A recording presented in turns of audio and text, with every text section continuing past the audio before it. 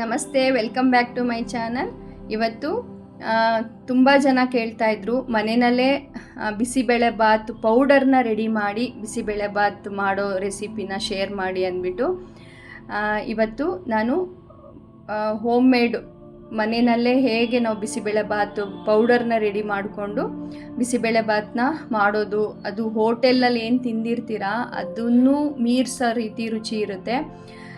ಬಿಸಿಬೇಳೆ ಬಾತ್ ಇಷ್ಟಪಡಲ್ಲ ಅನ್ನೋರು ಕೂಡ ಅದ್ರ ಫ್ಯಾನ್ ಆಗಿಬಿಡ್ತಾರೆ ಅಂತ ಹೇಳ್ಬೋದು, ಅಷ್ಟು ಅದ್ಭುತವಾಗಿರುತ್ತೆ. ನಾನು ಇದನ್ನು ಬ್ರೋಕನ್ ವೀಟಲ್ಲಿ ಮಾಡ್ತಾಯಿದ್ದೀನಿ. ನೀವು ಅದನ್ನು ಮಿಲೆಟ್ಸಲ್ಲಿ ಮಾಡ್ಕೋಬೋದು, ಇಲ್ಲ ಮಾಮೂಲಿ ರೈಸ್ನ ಬಳಸಿ ಮಾಡ್ಬೋದು. ಇದಕ್ಕೆ ಬಿಸಿ ಬಿಸಿ ತುಪ್ಪ ಹಾಕಿ ಮೇಲ್ಗಡೆ ಬೂಂದಿ ಖಾರ ಅಥವಾ ಮಿಕ್ಸ್ಚರ್ ಹಾಕಿ ತಿಂತಾಯಿದ್ರೆ ಹೇಳಬೇಕಂದ್ರೆ ಯಾವತ್ತೂ ನೀವು ಬಿಸಿಬೇಳೆ ಬಾತ್ ಇಷ್ಟಪಡಲ್ಲ ಅನ್ನೋರು ಕೂಡ ಮತ್ತೆ ಮತ್ತೆ ಮಾಡಿ ತಿಂತೀರಾ, ಅಷ್ಟು ಅದ್ಭುತವಾಗಿರುತ್ತೆ. ನೋಡಿ, ಇದೇ ಗೋಧಿ ನುಚ್ಚು ಅಂತಲೂ ಹೇಳ್ತಾರೆ, ಬ್ರೋಕನ್ ವೀಟ್ ಅಂತಾರೆ. ಇದನ್ನು ನಾನಿಲ್ಲಿ 1 ಕಪ್ನಷ್ಟು ತಗೊಳ್ತಾ ಇದ್ದೀನಿ. ಅಂದರೆ ನೀವು ಎಷ್ಟು ಪ್ರಮಾಣದಲ್ಲಿ ಗೋಧಿ ನುಚ್ಚು ಅಥವಾ ರೈಸು ಮಿಲೆಟ್ಸ್ನ ತಗೊಂತೀರೋ ಅಷ್ಟೇ ಪ್ರಮಾಣದಲ್ಲಿ ಬೇಳೆ ತೊಗೋಬೇಕು. ನಾನಿಲ್ಲಿ 3 ಥರದ ಬೇಳೆನ ಬಳಸ್ತಾ ಇದ್ದೀನಿ, ಒಂದೇ ಥರದ ಬೇಳೆ ಬೇಯಿಸ್ತಾ ಇಲ್ಲ. ಖಂಡಿತ ಇದನ್ನೊಂದ್ಸಲ ಟ್ರೈ ಮಾಡಿ, ನಿಜ ನಿಮಗೆಲ್ಲರಿಗೂ ಇಷ್ಟ ಆಗುತ್ತೆ. ಆದರೆ ತೊಗರಿಬೇಳೆ ಪ್ರಮಾಣ ಜಾಸ್ತಿ ಇರಲಿ. ಅಂದರೆ 2 ಸ್ಪೂನು, ಅಂದರೆ 3 ಸ್ಪೂನಷ್ಟು ತೊಗರಿಬೇಳೆ ತೊಗೊಂಡ್ರೆ 2 ಸ್ಪೂನ್ ಮಸೂರ್ ದಾಲ್ ತೊಗೊಂಡಿದ್ದೀನಿ, 1-2 ಸ್ಪೂನಷ್ಟು ಹೆಸ್ರು ಬೇಳೆನ ತೊಗೊಳ್ತಾ ಇದ್ದೀನಿ. ಅಂದರೆ ನಾವು ಎಷ್ಟು ರೈಸ್ ಅಥವಾ ಬ್ರೋಕನ್ ವೀಟ್ ತಗೊಂಡಿದ್ದೀವಿ ಅಷ್ಟೇ ಪ್ರಮಾಣದಲ್ಲಿ ಬೇಳೆ ತೊಗೋಬೇಕು. ಅದನ್ನು 2-3 ಸಲ ವಾಶ್ ಮಾಡಿ, ಇಲ್ಲಿ ನೀವು ಗಮನಿಸ್ಬೋದು ನಾನು ಏನು 2 ಕಪ್ ತೊಗೊಂಡಿದ್ದೀನಿ ಅದಕ್ಕೆ ಅದೇ ಕಪ್ನಲ್ಲಿ 6 ಗ್ಲಾಸಷ್ಟು ನೀರನ್ನ ಸೇರಿಸ್ಕೊಳ್ತಾ ಇದ್ದೀನಿ. ಅಂದರೆ ನಮಗೆ ಬಿಸಿಬೇಳೆ ಬಾತು ಯಾವಾಗಲೂ ತೆಳು ಕನ್ಸಿಸ್ಟೆನ್ಸಿಲಿ ಬೇಕಾಗುತ್ತೆ. ಅದರಿಂದ ಆ ಬೇಳೆಯೊಂದಿಗೆ ಆ ಬ್ರೋಕನ್ ವೀಟು ನಮಗೆ ತುಂಬ ತಿಕ್ಕಾಗಿ ಬೇಯೋದು ಬೇಕಾಗಿಲ್ಲ. ಸ್ವಲ್ಪ ತೆಳು ಇರಬೇಕಾಗಿರೋದ್ರಿಂದ ಅದನ್ನೆಲ್ಲ ಮಿಕ್ಸ್ ಮಾಡಿ ರುಚಿಗೆ ತಕ್ಕಷ್ಟು ಉಪ್ಪು, 1 ಸ್ಪೂನು ಅಡುಗೆ ಎಣ್ಣೆನ ಬಳಸ್ತಾ ಇದ್ದೀನಿ, ಮತ್ತು ಸ್ವಲ್ಪ ಅರಿಶಿನ ಹಾಕಿ ಚೆನ್ನಾಗಿ ಮಿಕ್ಸ್ ಮಾಡ್ಕೋಬೇಕು. ನಂತರ ಇಲ್ಲಿ ನಾನು ಹಿಂದಿನ ರಾತ್ರಿನೇ 1-2 ಇಡಿಯಷ್ಟು ಬಟಾಣಿನ ನೆನೆಸಿ ಎತ್ತಿಟ್ಟಿದ್ದೆ. ಹಸಿ ಬಟಾಣಿ ಇದ್ದರೆ ಖಂಡಿತ ಬಳಸಿ, ಇಲ್ಲ ಅಂದರೆ ಒಣಗಿರೋ ಬಟಾಣಿನ ನೆನೆಸಿ ಬಳಸಿ. ನಂತರ ಬೀನ್ಸು ಮತ್ತು ಆಲೂಗೆಡ್ಡೆನ ಬಳಸ್ತಾ ಇದ್ದೀನಿ. ಕ್ಯಾರೆಟ್ ಬಳಸ್ಬೋದು, ಗೆಡ್ಡೆಕೋಸು ಬಳಸ್ಬೋದು, ತರಕಾರಿನ ಏನು ಅನುಕೂಲ ಇದೆ ಅದನ್ನು ಬಳಸ್ಬೋದು. ನಂತರ ಇಲ್ಲಿ 2-3 ಪ್ರೆಷರ್ ಬರೆಸಿ ಚೆನ್ನಾಗಿ ಬೇಯಬೇಕು ಅದಕ್ಕೋಸ್ಕರ. ಈಗ ಏನು ಬಿಸಿಬೇಳೆ ಬಾತು ಪೌಡರ್ ರೆಡಿ ಮಾಡ್ತೀನಿ ಅಂತ ಹೇಳಿದ್ನಲ್ಲ, ಅದನ್ನು ಈಗ ಫ್ರೈ ಮಾಡ್ಕೊಳ್ತಾ ಇದ್ದೀನಿ.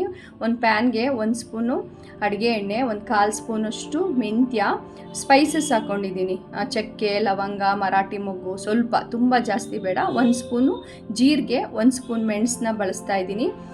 ಎಲ್ಲನೂ ಹಂತವಾಗಿ ಹಾಕ್ಕೋಬೇಕು, ಸಣ್ಣ ಉರಿನಲ್ಲೇ ಉರಿಬೇಕು. ಅದು 1 ನಿಮಿಷ ಬಾಡಿಸ್ಕೊಂಡ್ಮೇಲೆ 2 ಸ್ಪೂನಷ್ಟು ಕಡಲೆಬೇಳೆ, 2 ಸ್ಪೂನಷ್ಟು ಉದ್ದಿನಬೇಳೆನ ತೊಗೊಳ್ತಾ ಇದ್ದೀನಿ.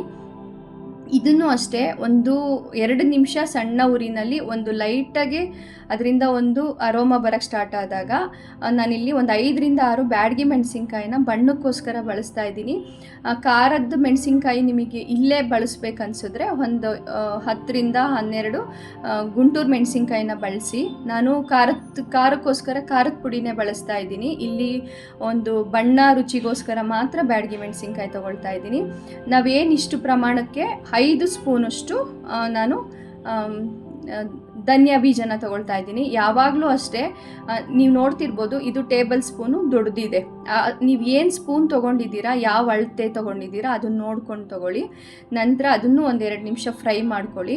ಎಲ್ಲವೂ ಕರೆಕ್ಟ್ ಅದಕ್ಕೆ ಫ್ರೈ ಆಗಿದೆ ಅಂದಾಗ 1 ಕಪ್ನಷ್ಟು ಕೊಬ್ಬರಿ ತುರಿನ ಹಾಕಿದ ಮೇಲೆ ಅದನ್ನು ತುಂಬ ಹೊತ್ತು ಫ್ರೈ ಮಾಡೋದು ಬೇಡ, 1 ನಿಮಿಷ ಬಾಡಿಸ್ಕೊಂಡ್ರೆ ಸಾಕು.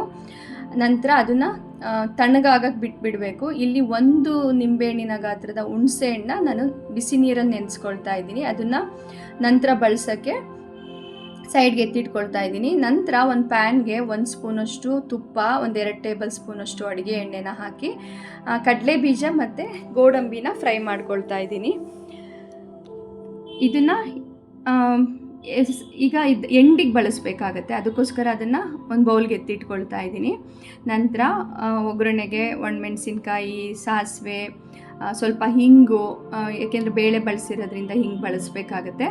ಇಲ್ಲಿ ಸಣ್ಣಗೆ ಅಂದರೆ ಉದ್ದುದ್ದ ಕಟ್ ಮಾಡಿದ್ದೀನಿ. 2 ಈರುಳ್ಳಿನ ತೊಗೊಳ್ತಾ ಇದ್ದೀನಿ. ಸಾಂಬಾರು ಈರುಳ್ಳಿ ಇದ್ದರೆ ಖಂಡಿತ ಬಳಸಿ, ಇನ್ನೂ ರುಚಿ ಸಖತ್ತಾಗಿರುತ್ತೆ. ನಾನು ಮಾಮೂಲಿ ಈರುಳ್ಳಿನೇ ಬಳಸ್ತಾ ಇದ್ದೀನಿ. ನಾನು ಕರಿಬೇವನ್ನ ಅಲ್ಲಿ ಫ್ರೈ ಮಾಡೋಕ್ಕೆ ಮರ್ತಿದ್ದೆ, ಸೊ ಅದನ್ನು ಒಂದಿಡಿ ಅಂದರೆ ಒಣಗಿಸಿರೋ ಅಂಥ ಕರಿಬೇವನ್ನ ಸೇರಿಸ್ಕೊಳ್ತಾ ಇದ್ದೀನಿ. ನೀವು ಫ್ರೈ ಮಾಡೋ ಹಂತದಲ್ಲೇ ಸೇರಿಸ್ಕೋಬೇಕಾಗುತ್ತೆ. ನಂತರ 1 ಕ್ಯಾಪ್ಸಿಕಮ್ಮು ಮತ್ತು 1 ಟೊಮೆಟೊನ ಒಗ್ಗರಣೆಗೆ ಸೇರಿಸಿ ಸ್ವಲ್ಪ ಉಪ್ಪು ಮತ್ತು ಅರಿಶಿನ ಸೇರಿಸ್ಕೊಳ್ತಾ ಇದ್ದೀನಿ. ಮತ್ತು ಸ್ವಲ್ಪ ಮೆಂತ್ಯ ಪೌಡರ್ನ ಹಾಕ್ಕೊಳ್ತಾ ಇದ್ದೀನಿ. ಈಗ ಏನು ಫ್ರೈ ಮಾಡಿ ಇಟ್ಕೊಂಡಿದ್ನಲ್ಲ ಅವೆಲ್ಲವೂ ತಣ್ಣಗಾಗಬೇಕು. ತಣ್ಣಗಾದ್ಮೇಲೆ ನೋಡಿ ಈ ಥರ ಮಿಕ್ಸಿಗೆ ಹಾಕಿ ಪುಡಿ ಮಾಡಬೇಕು.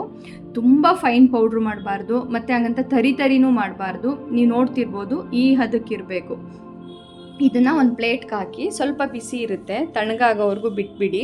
ತಣ್ಣಗಾದ್ಮೇಲೆ ಒಂದು ಏರ್ ಟೈಟ್ ಬಾಕ್ಸ್ಗೆ ಹಾಕಿಟ್ಕೊಂಡ್ರೆ ಈ ಪುಡಿ ರೆಡಿ ಇದೆ ಅಂದರೆ ಒಂದು ಅರ್ಧ ಗಂಟೆಯಲ್ಲಿ ನಿಮಗೆ ಬಿಸಿ ಬಿಸಿ ರುಚಿಕರವಾದ ಬಿಸಿಬೇಳೆಬಾತ್ ರೆಡಿ ಆಗುತ್ತೆ. ಕ್ಯಾಪ್ಸಿಕಮ್ಮು ಸ್ವಲ್ಪ ಕ್ರಂಚಿನೆಸ್ ಇದ್ರೇ ಚೆನ್ನಾಗಿರುತ್ತೆ. ಟೊಮೆಟೊ ಮಾತ್ರ ತುಂಬ ಮೆತ್ತಗಾಗೋವರೆಗೂ ಬೇಯಿಸ್ಕೋಬೇಕು. ನಂತರ ಹುಣಸೆ ರಸನ ಸೇರಿಸ್ಕೊಳ್ತಾ ಇದ್ದೀನಿ. ಹುಣಸೆ ಹಣ್ಣು ನೆನೆಸಿಟ್ಟಿದ್ನಲ್ಲ ಅದನ್ನು ಫುಲ್ ಇಲ್ಲಿ ಸೇರಿಸ್ಕೊಳ್ತಾ ಇದ್ದೀನಿ. ನಾನು ಏನು ಮಾಡ್ತಿದ್ದೀನಿ ಆ ಪ್ರಮಾಣಕ್ಕೆ ಅಷ್ಟು ಬೇಕಾಗುತ್ತೆ. ನಂತರ ಇಲ್ಲಿ 1 ಸ್ಪೂನಷ್ಟು ಬೆಲ್ಲನ ಸೇರಿಸ್ಕೊಳ್ತಾ ಇದ್ದೀನಿ. ಬಿಸಿಬೇಳೆಬಾತ್ಗೆ ಈ ಎಲ್ಲ ರುಚಿಗಳನ್ನ ಬ್ಯಾಲೆನ್ಸ್ ಮಾಡೋಕ್ಕೆ ಬೆಲ್ಲ ಬೇಕಾಗುತ್ತೆ. ನಾನು ಖಾರಕ್ಕೆ ಹೇಳಿದ್ನಲ್ಲ, ಗುಂಟೂರು ಮೆಣಸಿನ್ಕಾಯಿ ಬಳಸಿರಲಿಲ್ಲ, ಖಾರದ ಪುಡಿ ಬಳಸ್ತಾ ಇದ್ದೀನಿ. ನಂತರ ಇಲ್ಲಿ 1 ಟೇಬಲ್ ಸ್ಪೂನ್, ಇದು ದೊಡ್ಡ ಸ್ಪೂನ್ ಆಗಿರೋದ್ರಿಂದ 3 ಸ್ಪೂನಷ್ಟು ಈ ಪ್ರಮಾಣಕ್ಕೆ 3 ಸ್ಪೂನು ಬಿಸಿಬೇಳೆಬಾತ್ ಪೌಡರ್ನ ಬಳಸ್ತಾ ಇದ್ದೀನಿ. ನೀವು ಮಾಮೂಲಿ ಸಣ್ಣ ಸ್ಪೂನ್ ಆದರೆ 4 ಸ್ಪೂನ್ನ ಬಳಸಿ. ನಂತರ ತುಂಬ ಫ್ರೈ ಮಾಡೋದು ಬೇಡ, ಆಲ್ರೆಡಿ ಫ್ರೈ ಆಗಿರೋದ್ರಿಂದ 1 ನಿಮಿಷ ಒಗ್ಗರಣೆ ಜೊತೆ ಬಾಡಿಸ್ಕೊಳ್ಳಿ. ನೀವು ನೋಡ್ತಿರ್ಬೋದು ಈಗ 2 ಕಪ್ಗೆ ಅಂದರೆ 1 ಕಪ್ ಬೇಳೆ 1 ಕಪ್ ಬ್ರೋಕನ್ ವೀಟಿಗೆ 6 ಕಪ್ನಷ್ಟು ನೀರು ಬಳಸಿದೆ. ಎಷ್ಟು ಕರೆಕ್ಟ್ ಅದಕ್ಕೆ ಬೆಂದು ರೆಡಿಯಾಗಿದೆ. ಅದನ್ನೀಗ ಸೇರಿಸಿ ಒಂದು ಅರ್ಧ ಗ್ಲಾಸಷ್ಟು ಅದು ತೊಳೆದಿರೋ ನೀರನ್ನು ಸೇರಿಸ್ಕೊಳ್ತಾ ಇದ್ದೀನಿ. ಯಾವಾಗಲೂ ಬಿಸಿಬೇಳೆಬಾತು ತುಂಬ ತಿಕ್ಕಾಗಿರಬಾರ್ದು. ಈ ಬ್ರೋಕನ್ ವೀಟಲ್ಲಿ ಮಾಡೋ ಬಿಸಿಬೇಳೆಬಾತ್ ಅಂತೂ ನಾವು ಯಾವ ಕನ್ಸಿಸ್ಟೆನ್ಸಿಲಿ ಮಾಡ್ತೀವಿ ತಣ್ಣಗಾದ್ಮೇಲೂ ಅದೇ ಕನ್ಸಿಸ್ಟೆನ್ಸಿಲಿರುತ್ತೆ, ತುಂಬ ಚೆನ್ನಾಗಿರುತ್ತೆ. ರುಚಿಗೆ ತಕ್ಕಷ್ಟು ಉಪ್ಪನ್ನು ಬಳಸ್ತಾ ಇದ್ದೀನಿ ಇಲ್ಲಿ. ನೀವು ಹೋಟೆಲಲ್ಲೂ ಯಾವತ್ತೂ ಈ ಥರ ತಿಂದಿರಲ್ಲ, ಅಷ್ಟು ಚೆನ್ನಾಗಿರುತ್ತೆ. ರೈಸ್ನ ಮಿಲೆಟ್ಸ್ನ ಯಾವುದನ್ನಾದರೂ ಬಳಸಿ ಮಾಡ್ಕೋಬೋದು. ನೀವು ಯಾವತ್ತೂ ಮಾಡಿಲ್ಲ ಅಂದರೆ ಬ್ರೋಕನ್ ವೀಟಲ್ಲಿ ಖಂಡಿತ ಟ್ರೈ ಮಾಡಿ, ತುಂಬ ಇಷ್ಟಪಡ್ತೀರಾ. ಅದು ಒಂಥರ ಎಕ್ಸ್ಟ್ರಾ ರುಚಿ ಕೊಡುತ್ತೆ, ಆರೋಗ್ಯಕ್ಕೂ ಒಳ್ಳೆಯದು. ನಂತರ ಇಲ್ಲಿ ತುಪ್ಪ ಇಲ್ಲದೆ ಬಿಸಿಬೇಳೆಬಾತ್ ಆಗುತ್ತಾ? ಹಾಗಾಗಿ ಫ್ರೈ ಮಾಡಿ ಇಟ್ಕೊಂಡಂತಹ ಕಡಲೆಬೀಜ, ಗೋಡಂಬಿ, ಮೇಲ್ಗಡೆ 1-2 ಸ್ಪೂನಷ್ಟು ತುಪ್ಪನ ಸೇರಿಸಿ ಮೇಲ್ಗಡೆ ಕೊತ್ತಂಬರಿ ಸೊಪ್ಪನ್ನ ಹಾಕ್ಕೊಂಡ್ರೆ ಇವೆಲ್ಲವೂ ಮಿಕ್ಸ್ ಮಾಡಿದಾಗ 1-2-3 ನಿಮಿಷ ಸಣ್ಣ ಊರಿನಲ್ಲಿ ಕುದಿಸ್ಕೋಬೇಕು. ಮಿಕ್ಸ್ ಮಾಡ್ತಾನೆ ಇರಬೇಕು, ಹಾಗೆ ಬಿಡಬಾರ್ದು. ಈಗ ಬಿಸಿಬೇಳೆಬಾತ್ ರೆಡಿ ಆಯಿತು. ಈ ರೀತಿ ನೀವು ಯಾವುದೇ ರೀತಿ ಅಂಗಡಿನಲ್ಲಿ ಪೌಡರ್ ತರದೆ ಮನೆಯಲ್ಲೇ ಈ ರೀತಿದೊಂದು ಪೌಡರ್ ರೆಡಿ ಮಾಡಿ ಬಿಸಿಬೇಳೆಬಾತ್ ಮಾಡಿದ್ರೆ ಮನೆ ಫುಲ್ ಅದ್ರ ಘಮ ಹೆಂಗೆ ಬರ್ತಾ ಇರುತ್ತೆ ಅಂದರೆ ಆ ಮಸಾಲೆ ಹುರಿದು ಮಾಡಿರ್ತೀವಲ್ಲ, ಬಿಸಿಬೇಳೆಬಾತ್ ಇಷ್ಟಪಡಲ್ಲ ಅನ್ನೋರು ಕೂಡ ಅದ್ರ ಫ್ಯಾನ್ ಆಗಿಬಿಡ್ತಾರೆ ಅಂತ ಹೇಳ್ಬೋದು. ಖಂಡಿತ ಬಿಸಿಯಾಗಿ ಬೆಳಗಿನ ಬ್ರೇಕ್ಫಾಸ್ಟ್ಗೆ, ನೈಟ್ ಡಿನ್ನರ್ಗೆ ಒಂದು ಸಲ ಈ ರೆಸಿಪಿ ಟ್ರೈ ಮಾಡಿದ ಮೇಲೆ ಕಾಮೆಂಟ್ ಸೆಕ್ಷನಲ್ಲಿ ತಿಳಿಸೋದು ಮರಿಬೇಡಿ. ಬಿಸಿ ತುಪ್ಪ ಮೇಲ್ಗಡೆ ಮಿಕ್ಸ್ಚರು ಅಥವಾ ಬೂಂದಿ ಖಾರದ ಜೊತೆ ಸರ್ವ್ ಮಾಡಿ. ಇಷ್ಟ ಆದರೆ ಲೈಕ್ ಮಾಡಿ, ಶೇರ್ ಮಾಡಿ, ಸೇವ್ ಮಾಡ್ಕೊಳ್ಳಿ. ಈ ವಿಡಿಯೋಕ್ಕೊಂದು ಹೈಪ್ ಕೊಡಿ ಸಾಧ್ಯ ಆದರೆ. ಮತ್ತೆ ಸಿಗುವ ನೆಕ್ಸ್ಟ್ ವಿಡಿಯೋದಲ್ಲಿ. ಬಾಯ್.